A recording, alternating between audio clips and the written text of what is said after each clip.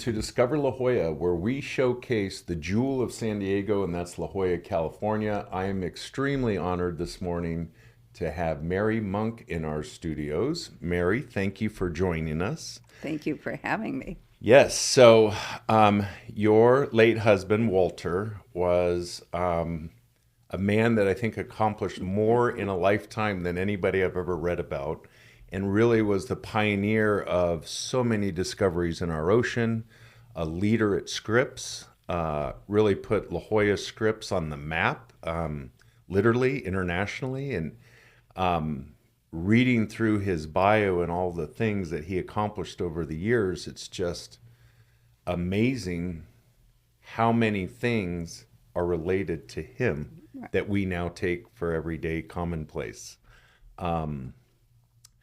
So what he had, what, 80 years? 80 years at Scripps Institution of Oceanography. Wow, incredible. Yes. Incredible. You know, just a few weekends ago, I was able to take my children down to the shores and we got to see the map that was created. Right. Can you tell me a little bit about the creation of the map and share a little bit about that and tell our viewers about the map that's down there at the shores? The map of the Grand Canyons of La Jolla was fabricated and installed by Robin Brailsford Okay. and Wick Alexander. Okay. And it's the largest lithomosaic in the world I saw that. with 123 life-size species on it, including a 31-foot image of JJ, the baby gray whale that was at SeaWorld for 15 months. That is so cool. It was amazing how large it is. And just to see how many different species are right there in our ocean, right there on the coast of La Jolla. And each of the ones represented there is life-size. And JJ, the baby gray whale, is also in the playground as a bronze Yes. sculpture, Yep. 14 feet long.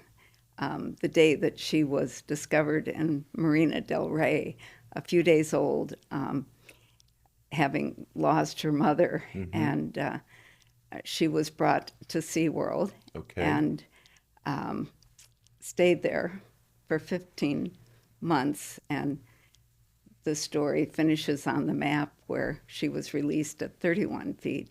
So she grew. Yeah. She ate about 500 doubled her pounds size. a day. And 500 pounds a day. You will double your size, I suppose. yes. It's pretty fascinating. To me, what was fascinating, and how you reference it, is the Grand Canyons of La Jolla. Right. That literally, what a great spot for the pier, obviously, and Scripps, because we have these beautiful canyons that go down thousands and thousands of feet. And Walter was able to help map that and chart that. What do you call that specifically? The mapping? Yeah.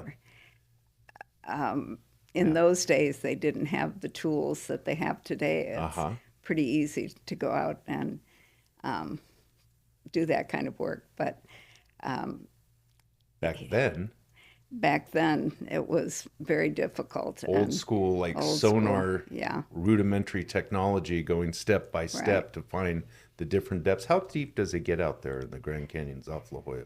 Well, where the canyons merge, it's 900 Okay. or 300 meters. Got it. So about 900 feet, actually deeper than Mount Soledad is tall. It's Wow. 823 Yeah, that's feet. right. So the cross is at 823, Exactly. so it's deeper than that. Right. Wow, that's quite a difference. What kind of process was that, getting the city and the park to allow that, and how long did that take from start to finish to actually get the map there? It was a very lengthy process. There was an initial map that was done in lithocrete, which failed, and it had about 400 bronze embeds. So we had to remove that whole map and take Start every fresh. piece of bronze out and start fresh. So we did the lithomosaic this time, which Got it. is much more beautiful. Yeah, it looks like it's in beautiful condition and Yes. withstanding all the elements and the sun. And you were mentioning, as we were talking earlier, that you are really trying to bring more awareness to the oceans and to La Jolla and to Scripps and all the species out there. You were mentioning that you do field trips.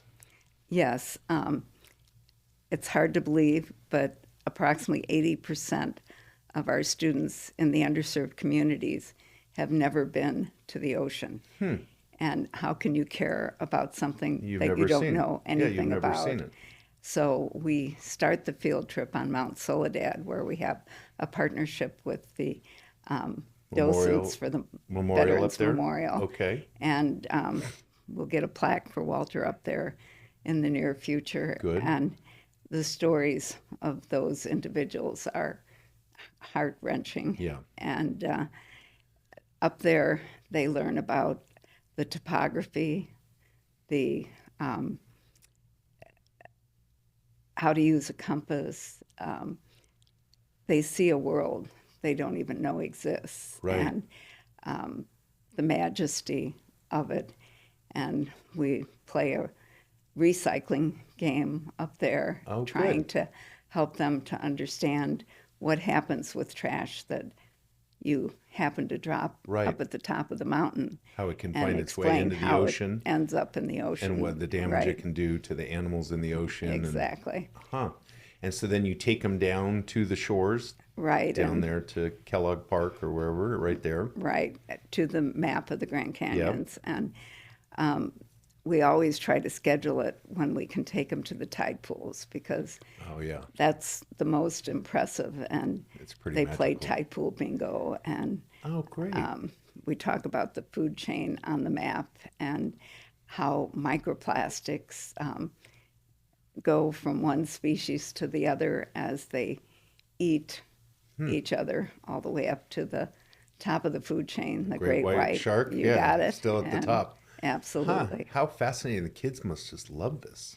They do. And then we can show them on the bathymetry that's there, a 4,000-pound bronze sculpture of that shows the topography of Mount Soledad to the shoreline, and then the bathymetry As it goes down into the ocean. as it goes down And into it starts just canyons. making sense that it's all connected. It's not like Exactly. here's a mountain, here's an ocean. It was all together at one time. Exactly. And Walter loved the map, Yeah. but it always bothered him that it didn't show the bathymetry. So Right.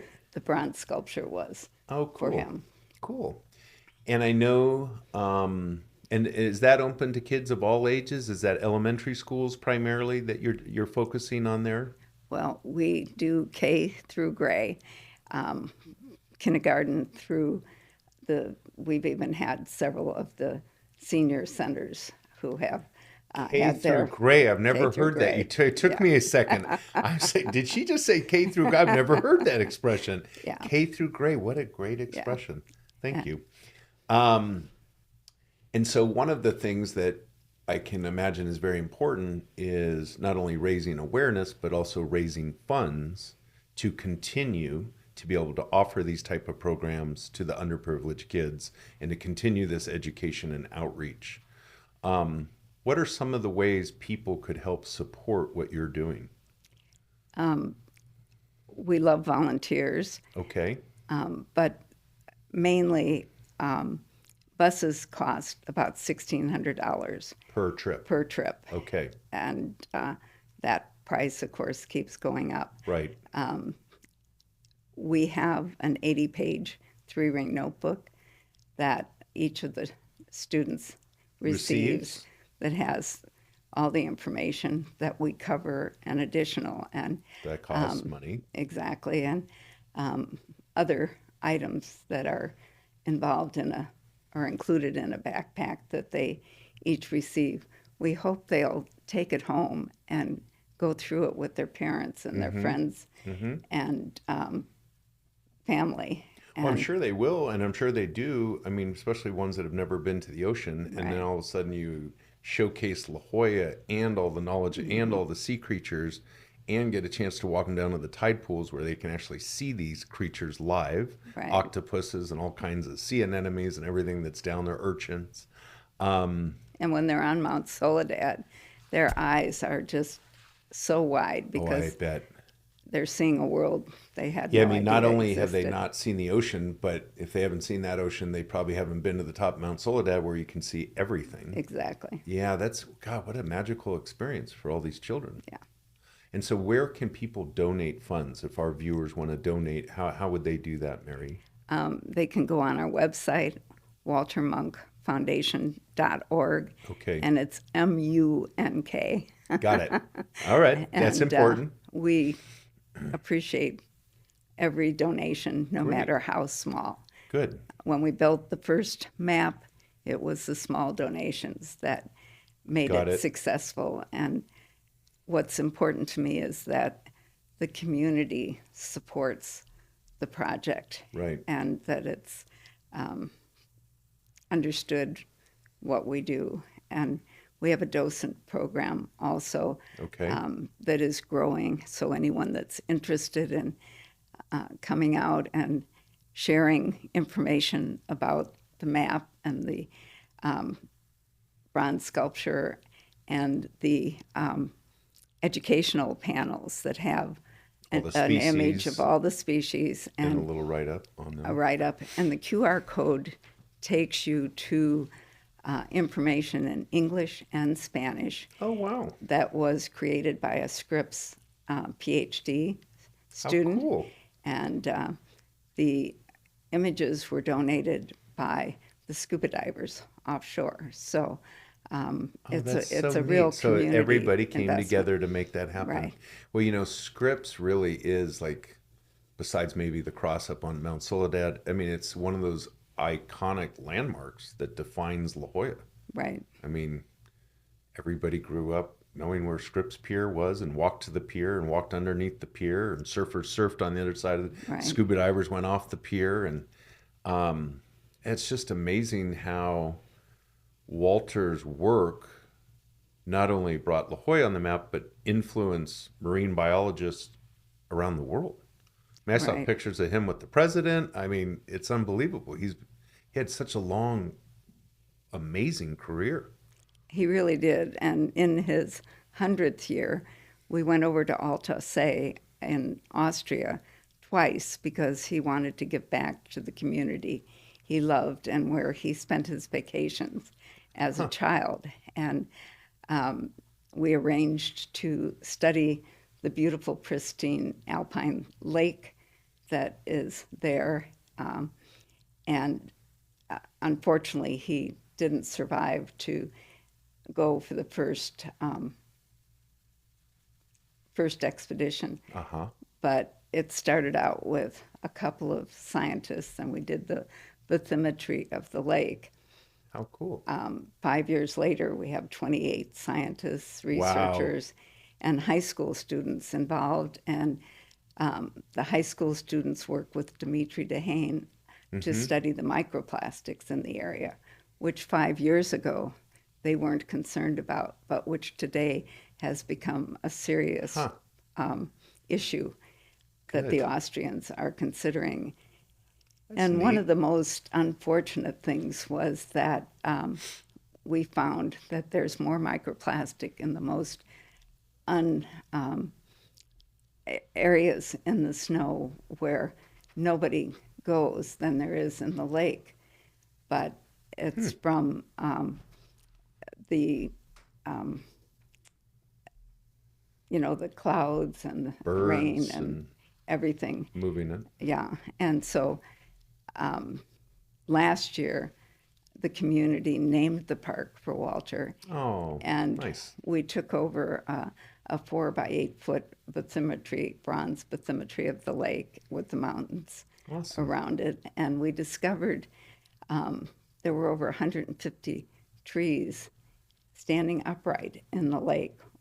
They knew there were a few, but they had no idea of the magnitude. And it turns out they all died in the 9th century at 250 years old. So How crazy. still trying to figure out exactly they're- how that happened. So I know because of Walter's amazing career, you guys have Walter Munk Day, and that's Yes. coming up in about a month on October 4th. Yes. Tell me a little bit about Walter Munk Day and what that involves. Tell our viewers. So this year we are celebrating or honoring his title of Father of Surf Forecasting. And that happened because an experiment he did followed a family of waves from the Antarctic all the way up to the shores of Alaska. And in that particular expedition, there were 5 locations where they followed him. Walter had the nice one in Samoa, but Flip, the floating vessel that Scripps had, that was its first expedition. Okay. And a very key. Since that time, it was sent down for to be recycled in Mexico, and a company named Deep in England found out about it and sent a couple of their guys down, and they were told, don't come back without it. So the good news for Flip is that it is actually being rehabbed. Rechartered? Yes. Good. So what else happens on Walter Munk Day? Is there any sort of celebration down there at Scripps, or what else happens that day? So it begins with the national anthem, and then followed by the blessing of the land by the Kumeyaay. Right. And their bird singers telling the story of their history in Jolla Shores over more than 10,000 years ago. Yeah. Right. Yeah. And then at 10 o'clock, that begins at 9:30. At 10 o'clock, we cut the ribbon, and Kumeyaay Way and Ocean Alley are open. We have about 60 exhibitors, and the entire event is free for everyone. Oh, great. Exhibitors' requirement is that they must have an interactive, educational, ocean-related activity. Perfect. And they do a great job every year. This year, we hope to have a couple of surf rider or simulators with surf boards in them, so that you can try your hand at surfing. Oh, great. And the MC is Netta Aranpour from Channel 8. Oh, yeah. And, newscaster. Right. Oh, great. And Sean Stiles will be our perfect. keynote speaker. Yeah, he's a surfing Exactly. legend. Oh, well, that's perfect. And Menehune will be having their surf contest at the north end of the park. So it's going to be a wonderful day in the park. Right. Lots of October art. 4th. Right. Lots of art. Lots of art. Food so there's going to be trucks. some food trucks? Food trucks. All right. There's food, art, Belinda's, interaction, surfing, water, education. Right. Mark your calendars, October 4th. Well, thank you very much, Mary, for being in our studios. That is going to wrap up this issue of Discover La Jolla. Please join us for the next one. Thank you. Thank you, Jim.